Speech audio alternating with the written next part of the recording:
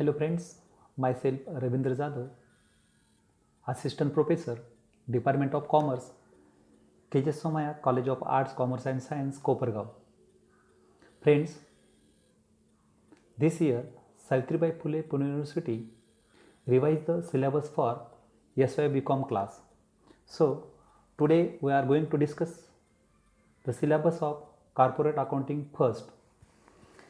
In this syllabus, university prescribed the 4 chapters. Chapter number 1 is relating to accounting standards. Chapter number 2 is relating to profit prior to incorporation. Chapter number 3 is relating to company final accounts. And chapter number 4 is relating to valuation of shares. Friends, in chapter number 1, accounting standard, we should learn the following points. Point number 1 is relating to introduction.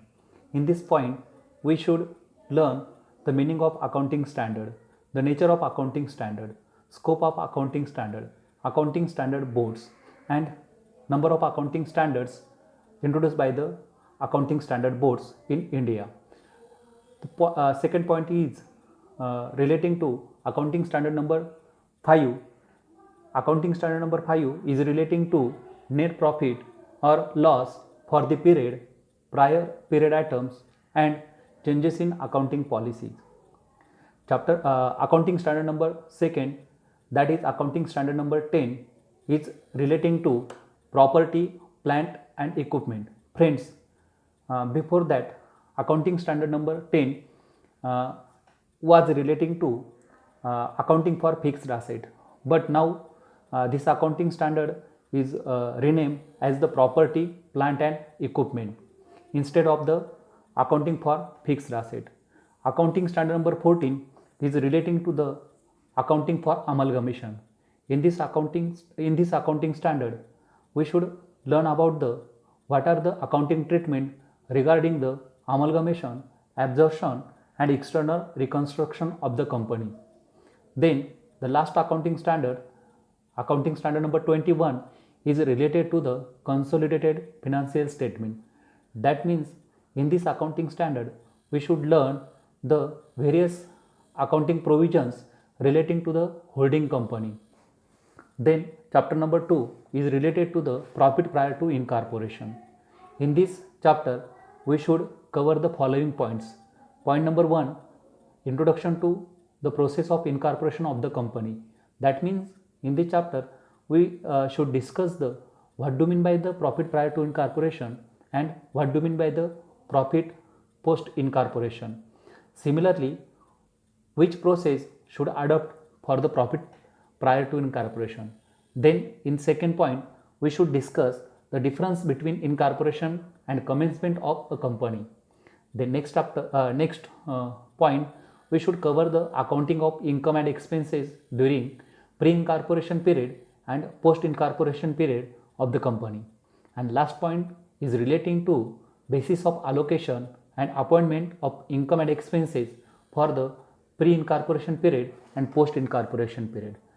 Then the chapter number 3 is most interesting chapter, that is company final account.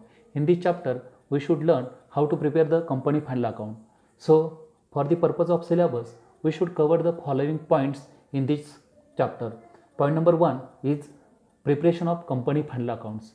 Then we should discuss the various forms and contents as per provision schedule 3rd of the Companies Act 2013 with the amendments for the relevant academic year. Then we should discuss the various related adjustment and their treatment regarding the company final accounts. And for the practical purpose, we should learn the preparation of company final accounts. In this financial statement, we should prepare the 2 statements. Statement number 1 is related to the balance sheet and statement number 2 is related to the statement of profit and loss account. And for the conveyance of the preparation of final account, we should also prepare the various notes in support to the financial statement and also discuss the various important terms and adjustment covered under the company final accounts. And last chapter number 4 is relating to the valuation of shares. Friends, in this chapter we should discuss the following points. Point number 1 is introduction. In introduction, we should learn what do you mean by the valuation of shares. What is the purpose of valuation of shares? What are the which process should adopt for the purpose of valuation of shares? Then we should discuss the need of valuation of shares. Why shares are valued by the company? What are the various reasons behind the valuation of shares? This point also cover in this chapter. Then which factors affecting on the valuation of shares also discussed in the chapter.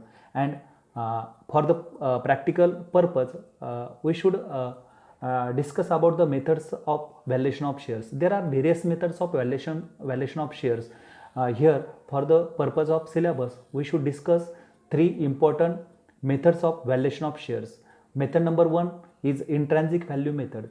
This method is also known as net asset method. The second method is yield value method, and third method, which is combination of first 2 methods, that is intrinsic value methods and yield value method.